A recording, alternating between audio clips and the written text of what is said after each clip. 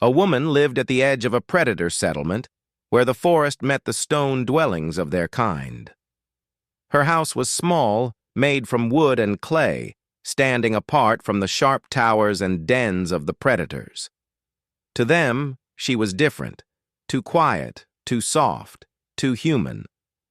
She never raised her voice in challenge, never showed teeth in anger, and never tried to prove herself strong the way they always did.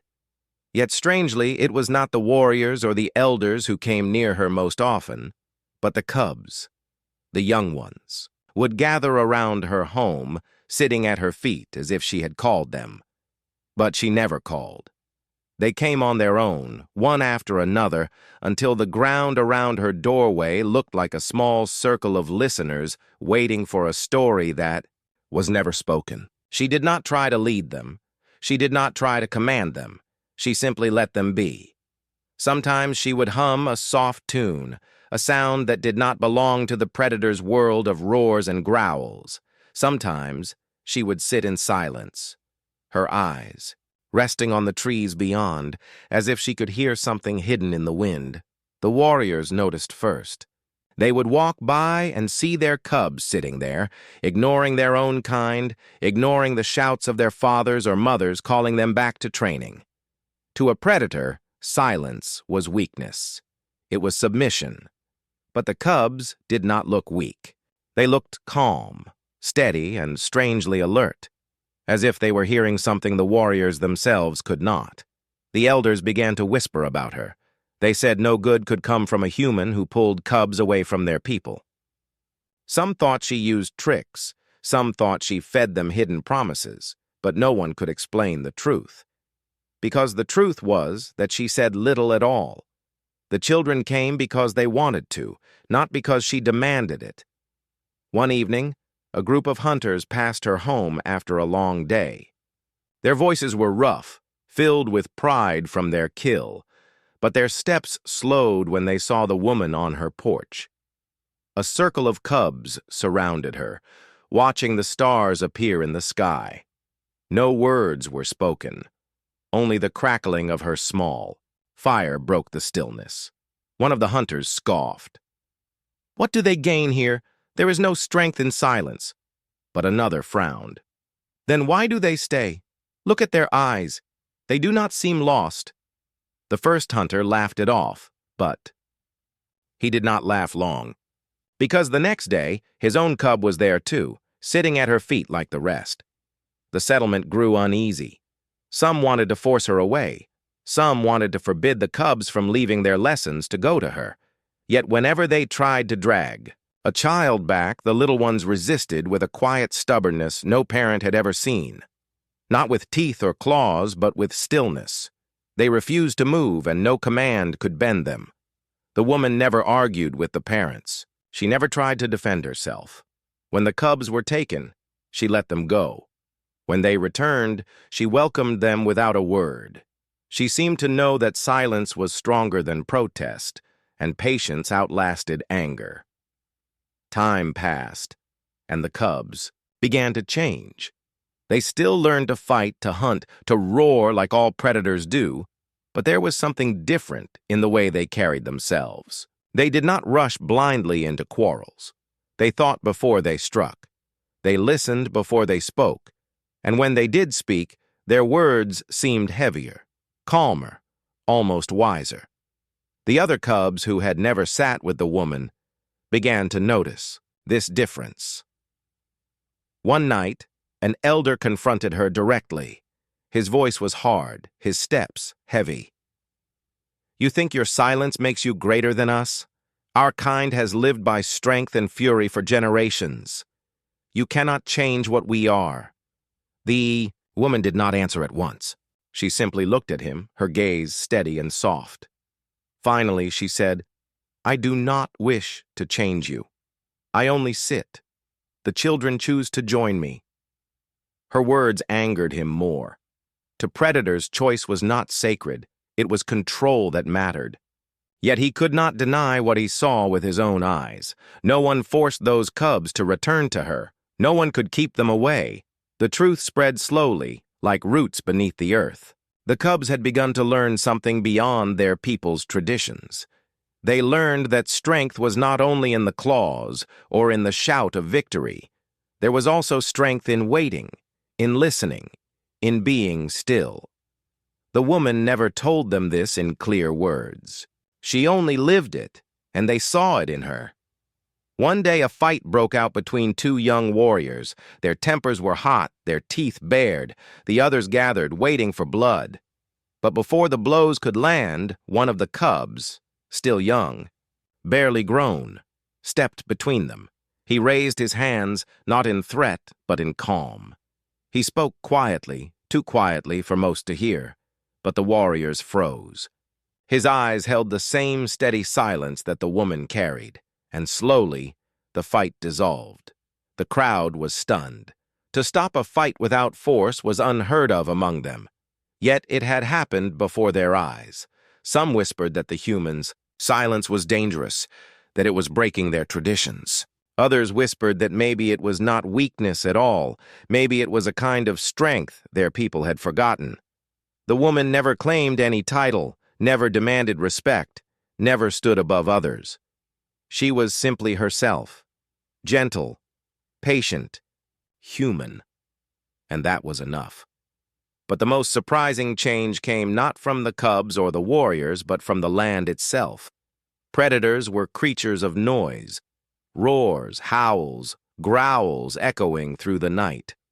Yet in the woman's presence, the forest seemed quieter. Birds did not flee when she walked. Even the restless wind seemed softer around her home.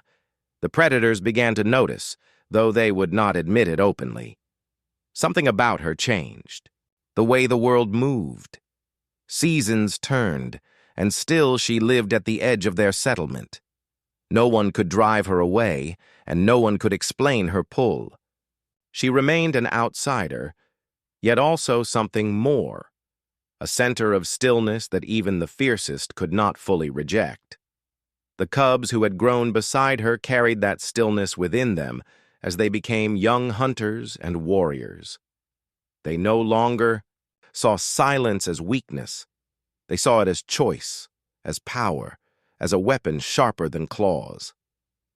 They remembered sitting at her feet, feeling the calm in her presence, and it stayed with them like a hidden fire.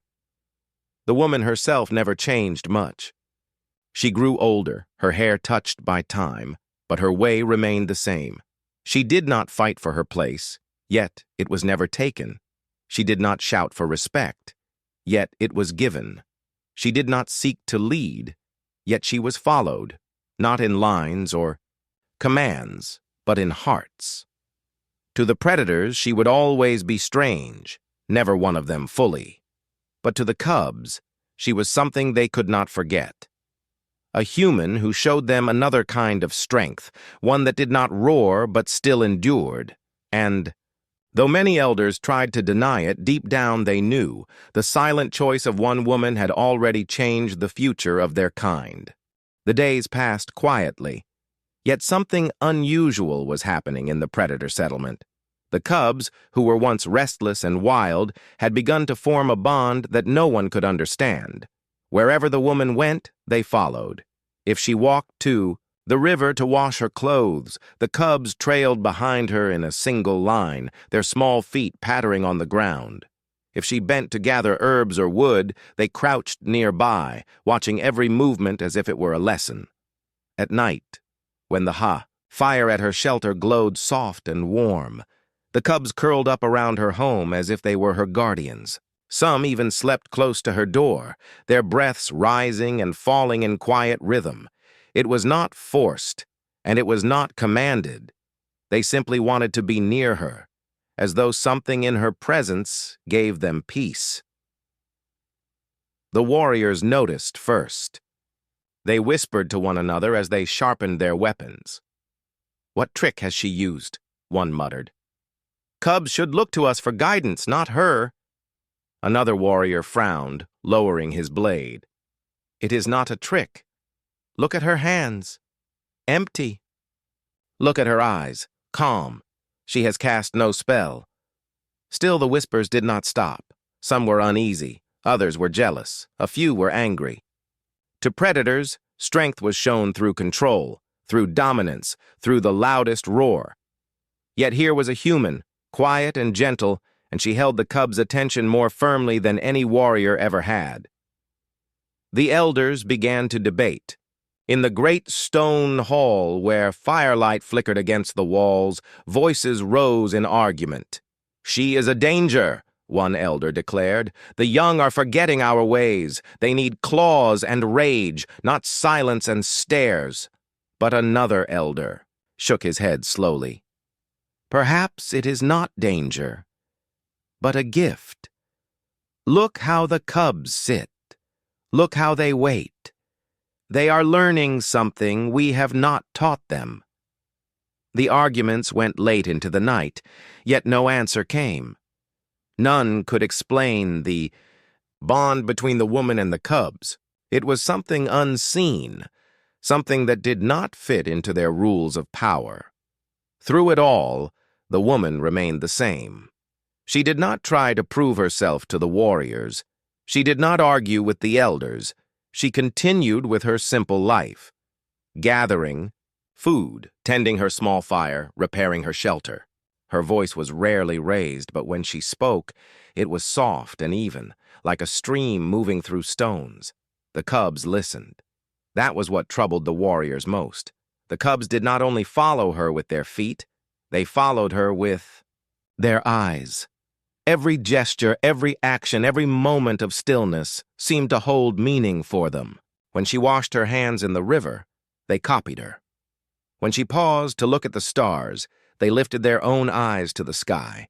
Even when she sat in silence, they mirrored her calm, as though silence itself was a lesson. One evening, as the sun dipped low, a young warrior stood watching from the shadows. He had once been a cub who believed strength came only from speed and rage. Now he was grown, his shoulders broad, his voice loud. Yet he saw the little ones sitting in silence around the woman, their eyes steady, their breaths even. Something about it unsettled him. He stepped forward, his footsteps hard. "Why do you waste time here?" he barked at the cubs. "Go back! Train your claws, sharpen your teeth. You will be prey if you sit like rocks." The cubs looked at him but did not move. Their stillness was stronger than his shout. He turned his anger to the woman. "What have you done to them? What hold do you have?" She lifted her gaze to him, calm as always. "No hold," she said simply. "They choose." Her words struck him in a way he did not expect. Choice was not a thing predators often spoke of. To them, strength was forced, power was taken. Yet here she stood, with no power, no claws, no roar, and still the cubs chose her. That night, the warrior could not sleep. The echo of her words followed him. The elders grew more restless with each passing day. Some wanted to send her away. Others feared that doing so might break something fragile, something that could not be repaired. But the cubs did not question their loyalty. They followed her to the fields, to the woods, to the river. They carried small sticks when she gathered branches. They helped stack stones when she repaired her walls. Their little hands tried to copy her steady work, though they often stumbled, and dropped things. She never scolded. She only smiled gently, guiding them with her quiet patience. The warriors watched from a distance. They saw something unfamiliar. Cubs working together without competition, without fighting for who would lead. They helped one another, laughed together, and waited for her nod of approval. It was not the way predators usually learned, but it seemed to grow stronger each day. One day, as she sat weaving strands of grass into rope, a cub asked the question that many had carried in their eyes. "Why do you not command us? Why do you not order us like the others do?" The woman looked at him with soft eyes. "Because you already know how to choose," she said. "I do not need to order what is inside you."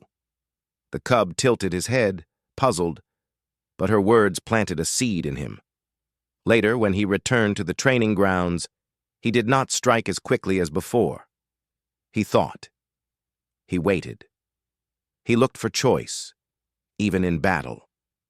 His movements were different, and the other cubs began to notice. The questioning eyes of the warriors grew sharper. They began to wonder if the humans' quiet strength was shaping the future of their people. Was it weakness, or was it something deeper, something they themselves had forgotten? One evening, an elder approached her privately. His fur was gray, his body scarred by years of battle. He stood tall over her, his presence heavy. "You do not roar, you do not fight, yet the cubs listen. Tell me, human, what is it they see?" The woman's hands rested on her knees. She looked at him, not afraid, not challenged, only steady. "Perhaps they see themselves," she said. "Not what you demand, not what you fear, only what they truly are." The elder was silent for a long moment. He had spent his life teaching cubs to roar, to strike, to obey. Yet he could not deny the truth of what she said. The cubs around her did not look weak. They looked more alive, more aware, more themselves than he had ever seen before. Word spread quietly. Some still doubted her, some still wanted her gone. But others began to wonder if her way was not weakness at all, but another kind of strength. The nights grew colder, and the cubs still slept near her shelter. The firelight warmed their faces as they rested in peace. The woman watched them with gentle eyes, never claiming them, never owning them, yet caring for them in her own quiet way. The warriors could not understand it. The elders could not agree on it. But the cubs knew it in their hearts. What bound them to her was not a spell, not a trick, not even her words. It was something greater, something silent, steady, and unshaken. And though no one could name it, all who saw it felt the same truth. The bond between a human and predator cubs was no longer just a mystery. It was becoming a force that neither fear nor anger could easily break. The settlement no longer felt calm. A new kind of silence had taken hold, heavy, sharp, and filled with unease. News had spread that another clan of predators was preparing for war. The reason did not matter. It was always the same in the end: territory, pride, and the endless hunger to prove strength. The warriors sharpened their weapons until sparks flew into the night. Their claws scratched against stone, their growls rumbled through the air. The elders spoke in hushed voices, planning how to defend their people, how to strike first, how to survive. The younger hunters carried wood and stone, preparing barricades and reinforcing walls. Everywhere, the scent of battle grew stronger. Even the forest seemed restless. Birds flew from their nests at the sound of metal clashing. The wind carried a bitter edge, as though it too knew what was coming. The cubs were ordered to stay away from the human. The elders declared it firmly. No more sitting at her side, no more following her steps. You will learn only from us now. War is coming. There is no room for weakness, but the cubs resisted.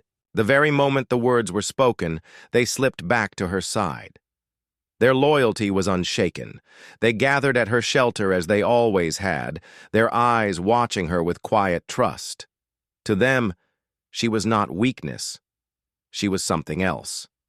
Something they could not explain, but they felt it stronger now than ever. The elders frowned. Their patience grew thin. Warriors shouted, trying to drag the cubs away, but the little ones stood firm. They did not fight with claws, but with stillness. They planted their feet and refused to move. No command, no roar, no hand pulling at. Their arms could break their decision. The woman did not tell them to stay. She never gave an order. She simply continued with her daily life, mending, gathering, tending to her fire. Yet her calm presence made the cubs braver than the strongest shout ever could. It troubled the warriors. They could not understand how such quiet defiance could exist in their young. A cub that ignored its elder was unheard of, yet here was a whole circle of them, sitting by a human as if she were their true guardian. Something was forming, though no one could name it. The tension grew with each day. Scouts returned with reports of enemy movement. Smoke was seen on the horizon. Drums echoed faintly in the distance, the sound of another clan preparing for war. The settlement braced itself. One evening, as the warriors prepared for battle, an elder stood at the edge of the woman's shelter. His face was shadowed by the firelight, his eyes sharp with judgment. "You are pulling them from us," he accused. "When war comes, they will be soft. They will break." The woman looked at him, her hands still busy tying a bundle of sticks. Her voice was steady. "They will not break. They have something stronger than anger." The elder scoffed. "Stronger than anger? In battle, anger is all that saves us." She did not argue. She only looked at the cubs resting nearby, their small faces calm in the fire's glow. The elder followed her gaze, but he could not understand. That night, the warriors trained until their throats were raw from shouting. The cubs, too young to fight, stayed by her side. But they listened. They listened to the clashing metal in the distance, to the roars of their kin, to the way the earth shook under heavy steps. And then they listened to her. Her quiet breathing, her patient movements, her silence that did not bend under the weight of fear. The two sounds, war and peace, collided in their hearts. As days passed, scouts brought worse news. The enemy, clan had begun marching closer. There would be no avoiding the fight. The settlement prepared itself fully. Spears were stacked in rows, shields lined the walls, warriors painted their bodies with marks of rage and strength. The cubs were told, again to leave the human. This time, the command came from every elder at once. The punishment for disobedience would be harsh, yet the cubs still did not move. One small cub, braver than the rest, spoke softly. "You call her weakness, but when I sit with her, I feel stronger. Why do you not see it?" His words were simple, but they carried weight. For a moment, even the elders were silent. Yet pride kept them from admitting doubt. The woman heard his words, but said nothing. She only placed a hand gently on his shoulder, as if to remind him that strength was not always in speaking, but in standing firm. The night before battle, the air was thick with fire and fear. The warriors gathered at the walls, their eyes fixed on the dark horizon where shadows moved. The elders chanted, calling on the spirits of their ancestors. The cubs, too small to join the fight, were expected to hide, but many of them stayed by her side instead. They did not tremble, they did not cry. Their loyalty to her gave them a strange calmness, as if they trusted her more than the walls or the weapons. Some warriors noticed and shook their heads.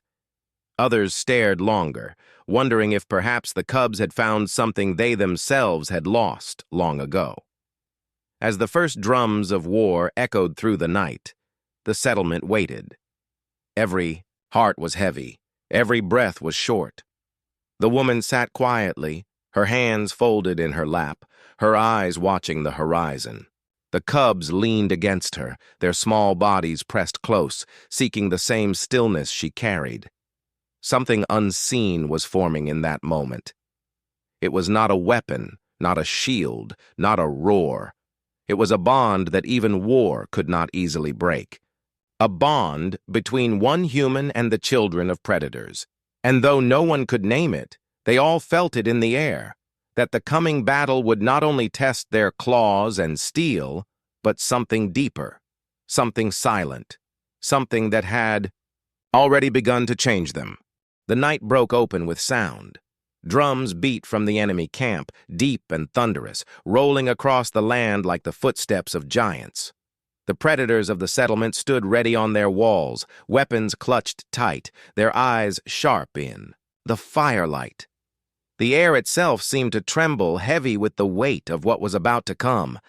Then came the roar, a chorus of voices from the enemy clan, fierce and wild, echoing through the night sky.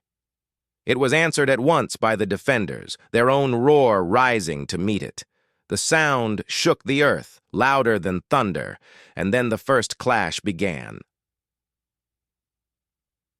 Warriors surged forward, blades flashing, spears striking, claws ripping through the smoke and fire. The battlefield turned to chaos in an instant. Roars, screams, the clashing of steel on steel.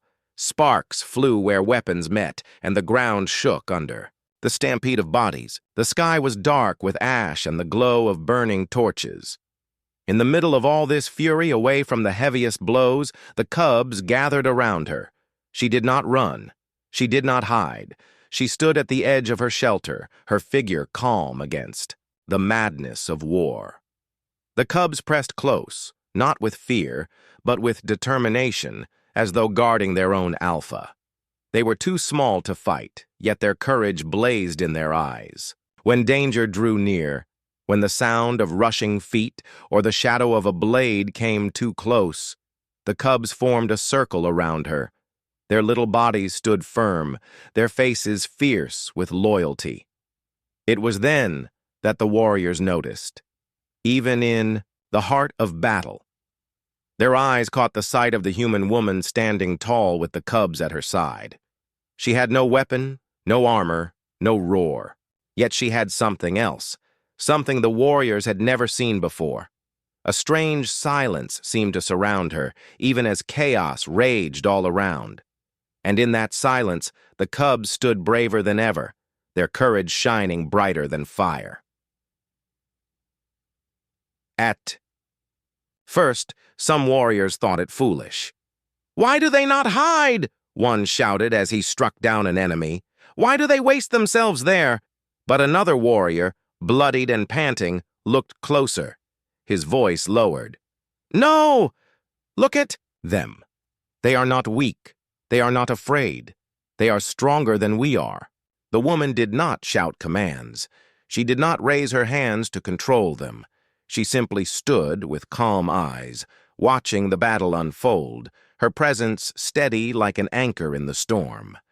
And the cubs, those who should have been trembling, stood steady with her. The enemy pressed harder.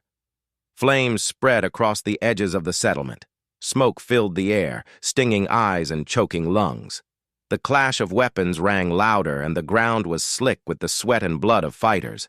Yet in the middle of it all, that small circle of cubs and their human stood unbroken.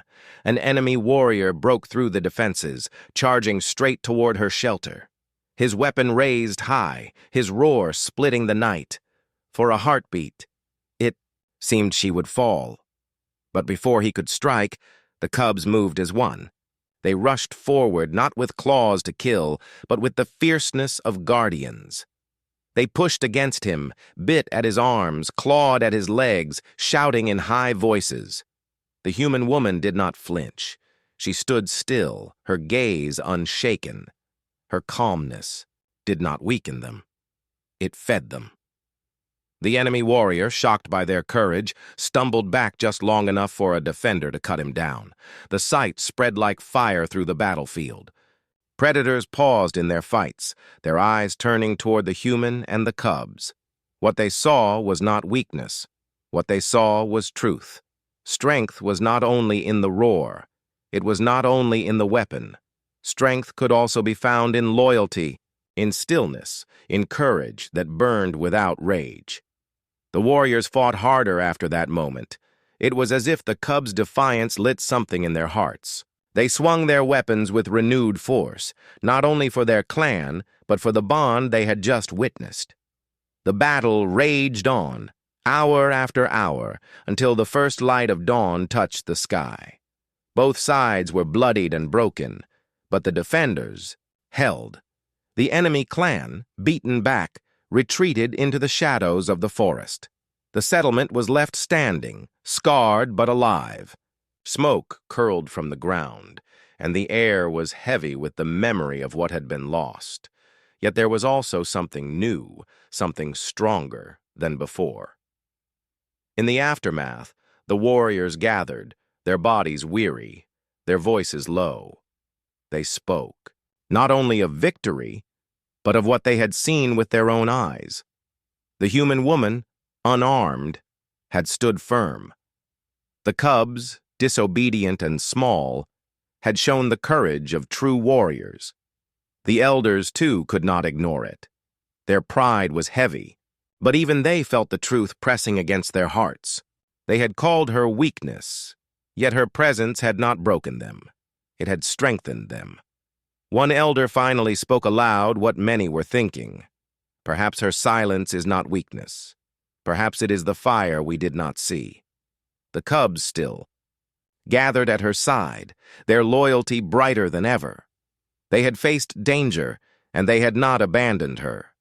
To them, she was more than a stranger, more than a human. She was their alpha, though she had never claimed the title. The woman remained as she always was, gentle, calm, and steady. She did not take credit for the battle. She did not speak of leadership or power. She only tended to the wounded, offered water, and kept the fire burning as dawn rose. But in the hearts of those who had fought, something had changed forever. They had seen a different kind of strength, one that could not be sharpened on stone or shouted into the air. It was quieter, but no less powerful. And so, though war had scarred their land, it had also revealed a truth that could not be forgotten. The woman and the cubs had shown them that courage could take many forms. Some came with claws and roars. Some came with silence and loyalty. Both were fire. Both could burn. The battlefield lay heavy under the pale light of dawn. Smoke still rose from broken timbers, and the earth was scarred with claw marks and the cracks of weapons. The scent of ash, sweat, and blood lingered in the air, wrapping the settlement in silence. For the first time in many nights, the drums of war had gone quiet. The warriors stood together, exhausted but alive. Their bodies were marked with wounds, their armor dented, yet their eyes were fixed not on the fallen enemy, but on something greater, the truth that had revealed itself in the heart of the fight. Victory had not come from strength alone. It had not been the sharpness of weapons or the rage of their roars that turned the tide. Something else had shifted the battle, something quieter, but stronger. They had seen it clearly. The circle of cubs standing around the human woman. Small, untrained and fragile compared to warriors, yet in that moment they had been fearless. Their courage had not come from anger or bloodlust, but from loyalty. They had chosen her not out of weakness, but out of trust. And that trust had ignited the hearts of warriors who had nearly lost hope. When the dust cleared, the truth was undeniable. The cubs had not been fooled or tricked. They had not been stolen from their kind. They had chosen her freely, and in choosing her, they had shown everyone that there was another kind of strength, one born from calm, patience, and unity. The woman had given them something war never could: peace in the storm. Where fire had only given fear, she had given stillness. Where shouting had filled their ears, she had shown them quiet. That quiet was not empty. It was steady, solid, a ground they could stand upon even as the world around them burned. The warriors remembered how, in the darkest moment of battle, they had looked toward her. She had not raised a weapon, yet her presence had held them together. Her silence had been louder than the enemy's roar.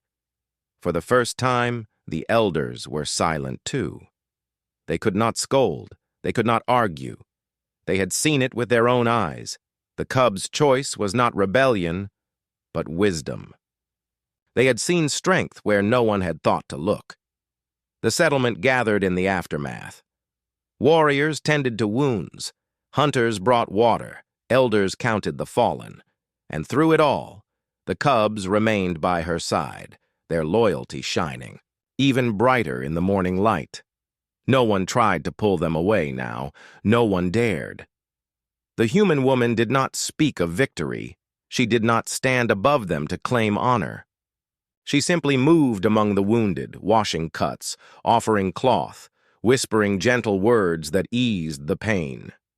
She treated elder and cub alike with the same calm care. The predators watched. They had always believed that survival meant rage, that strength meant fearlessness, that power meant dominance. Yet this human, who had none of those things in their ways, had given them something stronger.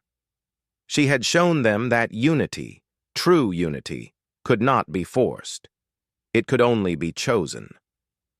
One warrior, scarred and weary, whispered to another, "Did you see how they stood?" "The cubs. They looked like warriors already." His companion nodded slowly. "Not warriors of rage, warriors of trust." The words carried through the settlement, spoken in quiet voices. Trust, a word they had rarely used. In their world, fear had been a teacher, and control had been a weapon. But now they saw a different truth. Trust could build what fear could, only break. That night, when the fires burned low, the elders gathered again. Their faces were grim, not from anger this time, but from the weight of change. For generations, they had ruled by command, teaching that strength alone kept their people alive. But they could not ignore what had happened. "She is only a human," one elder said softly. "Yet the cubs call her something greater," another shook his head. "Not only the cubs. Did you not feel it? Even we fought differently when we saw her. Her calm held us steady. The oldest among them, his fur silvered with age, leaned heavily on his staff. His voice was low but firm. Perhaps she is not only human, perhaps she is the bridge." The word settled over them like the falling of ash. A bridge, not a warrior, not a rival, not a threat, but something between, something that connected two worlds that had always been apart. From that day on, she was no longer just an outsider living at the edge of their settlement. She was no longer seen as a stranger or a burden. She was something more. The cubs had made their choice clear, and now the warriors and elders had no choice but to see the truth. She was the bridge that made them stronger. The cubs, once restless and wild, now carried themselves with a balance that none had expected. They fought with the lessons of their people, but with her calm in their hearts. They learned the roar, but also the silence. They became something new. Predators shaped not only by claws, but by trust. The warriors, too, changed. Slowly, quietly, they began to notice the value of waiting before striking, of listening before shouting, of trusting before fearing. Not all accepted it at once, but the seed had been planted. And once planted, it could not be uprooted. As seasons turned, the story of that battle spread. Other clans whispered of it, how a human woman stood among predator cubs and turned the tide of war without lifting a blade. Some called it myth, some called it foolishness. But those who had seen it knew the truth. It was not myth. It was not foolishness. It was the beginning of something greater. The woman never sought glory. She never claimed to be their leader. She remained the same as she always was, gentle, calm, quietly strong. Yet in the eyes of the cubs, she was their alpha, not by command, but by choice. And in the eyes of the warriors, she was proof that strength could take many forms. Her legacy was not written in roars or victories, but in hearts.